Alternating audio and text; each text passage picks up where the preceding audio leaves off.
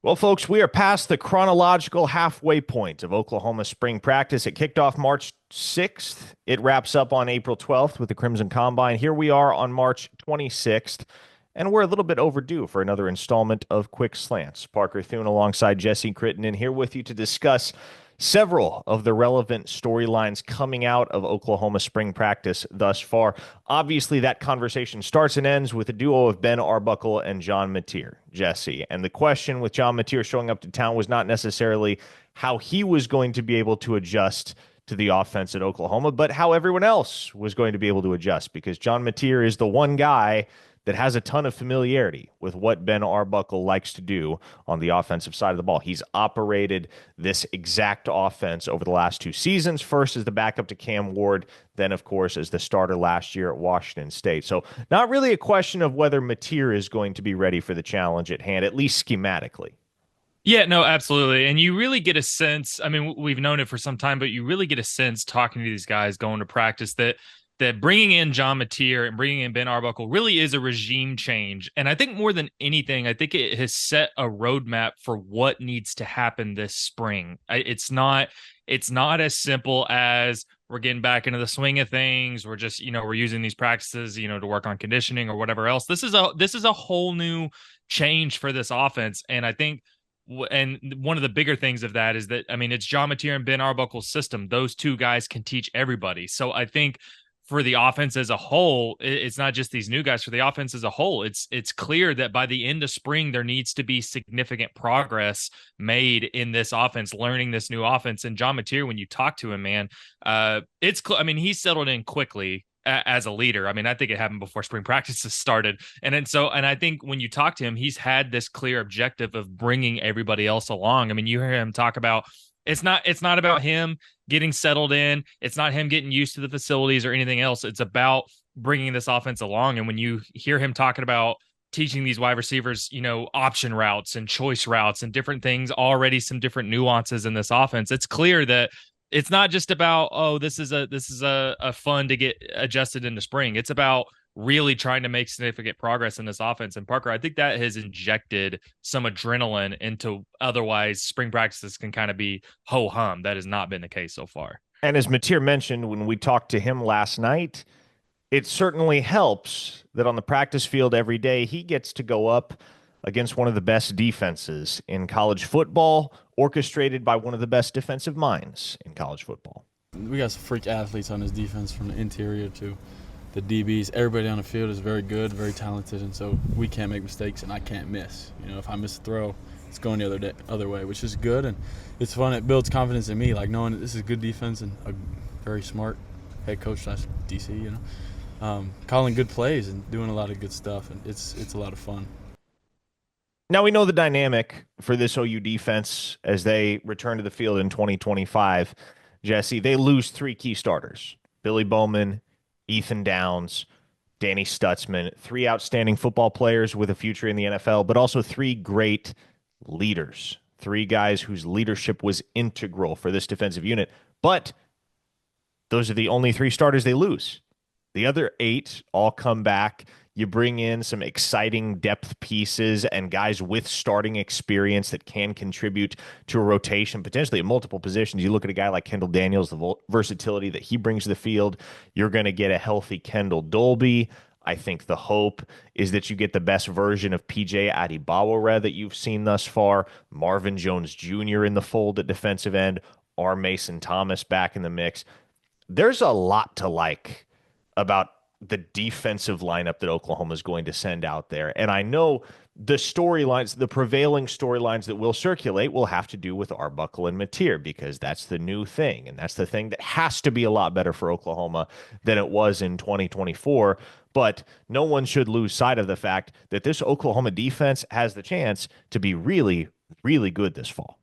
Yeah, no, I was asked the other day on the radio about if there's an expectation that this defense takes a step back, and I said for me, absolutely not. I think this when you look at this defense and everybody they're bringing back from last year, on top of the new guys they've added, both in the freshman class and in the portal, there's certainly an argument to make that this defense can actually be better than last year. I think the difference is going to be is the leadership that you're losing with Danny Stutzman, Billy Bowman, Ethan Downs, is OU going to be able to replace that and keep this unit as cohesive as it was last year? I think that's the bigger question for me. Then you look at some of these position groups. I mean, Robert Spears-Jennings played 599 snaps last year. He was third on the defense in snaps, one of only three guys that played more than 550 snaps. The other two guys, Billy Bowman and Danny Stutzman. Then you look at some of these other position groups. I mean, with Kip Lewis and Kobe McKenzie, how much they played last year. They're entering their fourth season. You mentioned Kendall Daniels, how much experience he has. You look at this defensive line with R. Mason Thomas heading into his fourth season, how much ball he's played, Marvin Jones Jr. You've got not only veterans across this defense, but you've got guys who have been in the system for several years now. So I think, to me, that's the one question, because I think the talent is as good as it was last year. There's a question about maybe linebacker depth and a couple things like that. But as far as talent, as far as starting talent and returning talent and experience, this defense can be as good. And I think if you have the leadership question, you can look at several guys that naturally step into some of those voids. So I think that's what the rest of the spring is about, is getting a couple of those guys who are stepping into new leadership roles more and more comfortable with making this group cohesive. Another guy, another veteran that I neglected to mention on that side of the ball that Oklahoma is going to get back healthy again, you would presume, is Gentry Williams, who only played 2 games last year before succumbing to a season-ending shoulder injury that required surgery. But he will be back. He will be healthy, barring a setback. And when we talked to him last night, one of the things that he brought up is that Robert Spears-Jennings has really emerged as a vocal leader in that secondary for Oklahoma in the absence of Billy Bowman. RJ, he's really taken over that safety role in that room and being a vocal leader, staying at the front of the lines. And I think RJ, he was ready for the moment, towards the end of the season when Billy was still here, but now the moment is his and he's not looking back.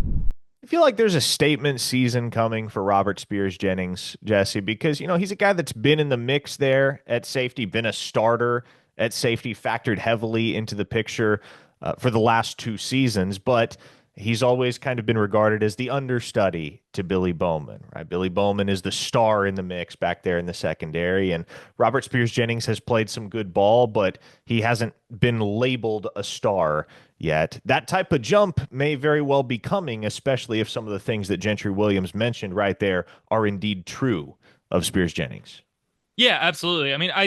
He may not be considered a star by the national landscape, but anybody that watched this team last year, game in and game out, saw how much Robert Spears-Jennings broke out last year. I mean, there were 2 guys that broke out primarily for this defense last year. It's R. Mason Thomas and Robert Spears-Jennings. And as I mentioned, it wasn't just the fact that he started so many games and that he played so many snaps, but he made so many huge plays on that side of the ball. And that's why when you look at what this defense is bringing back, and then obviously evaluating it with what they're losing, especially from a leadership capacity, Robert Spears-Jennings is at the top of the list of the reasons why you can feel confident that this defense is going to be okay next year. I mean, Parker, he finished 60 with 66 tackles, second on the team, 5 tackles for loss, 2.5 sacks, a pick, 4 forced fumbles. That also led the team. If there was anything about Robert Spears-Jennings last year that you didn't love, is that those first 6 games, he was fantastic.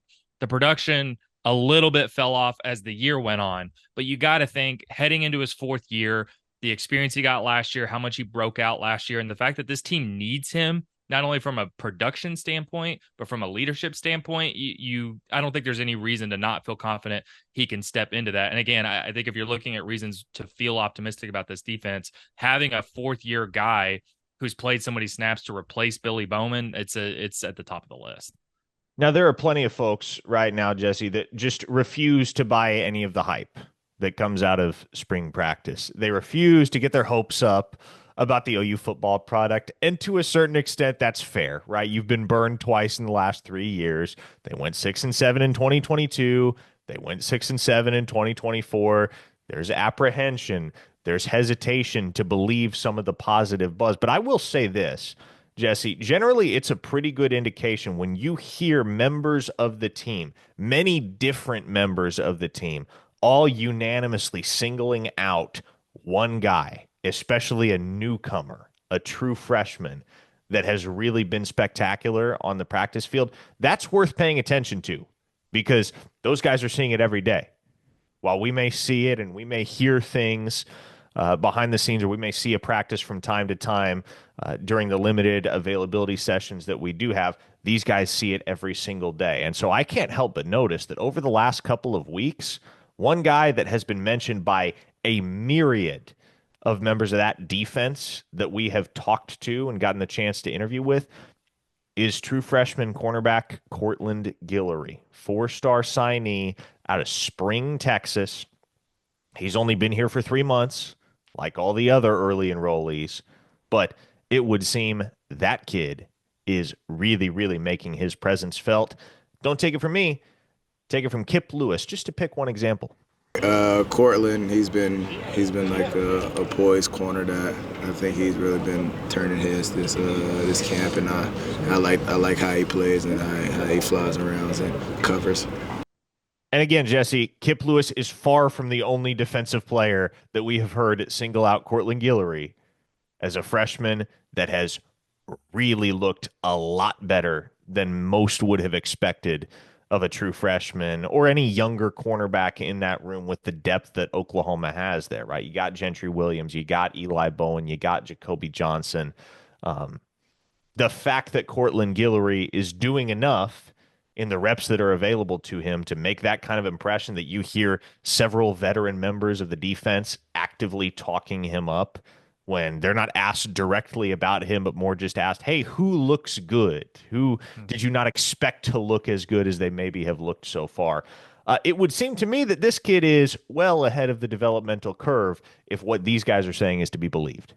I mean, even last night, it wasn't just Kip Lewis. Kendall Dolby also being asked about young guys that are stepping up. Cortland Guillory was the first guy he mentioned, and in Parker, it's a big deal because as much as you mentioned, some names at that cornerback spot, if everything goes well, you can feel good about the talent OU has there. But as we've seen, I mean, Gentry Williams has struggled with injury. Jacoby Johnson, it was a weird year for him as he was flipping back and forth offense and defense. And even last year, as amazing as Eli Bowen was, cornerback was a bit of an issue. And now you're losing Des Malone, Woody Washington, Kenai Walker, guys that weren't necessarily the poster child for consistency and great production, but still you're losing a lot of the guys who played a lot of snaps there last year.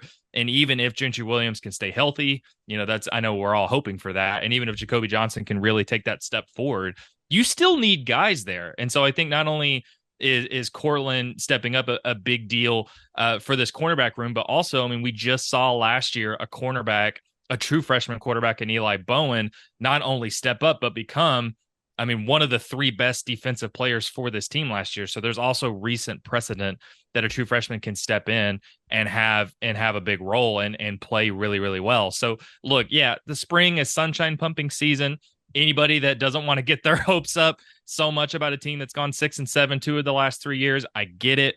But especially from a defensive standpoint, there's all kinds of reasons to still be optimistic that this defense can be as good as it was last year. And if everything goes right, maybe even a step better. Part of that formula is going to be young guys, a few young guys taking a step up. So Cortland getting some good reviews this early in spring is a positive sign. We try not to sunshine pump over at OUinsider.com. We try to call it as we see it. You can render your own opinion as to how successful we are at that mission. But if you're not subscribed over at OUinsider.com, would very much encourage you to go check it out. It's only going to cost you a few bucks a month. You're going to get unprecedented access to what's going on, what we're hearing, what rumblings are emerging behind the scenes, and not just about the football team, but about the softball program, about the basketball program, a lot of hoops portal coverage right now, large-scale athletic department happenings. We got it all covered for you at OUinsider.com. Certainly subscribe to this YouTube channel if you haven't already, and we will be back before long with another installment of Quick Slants. Take care, everybody.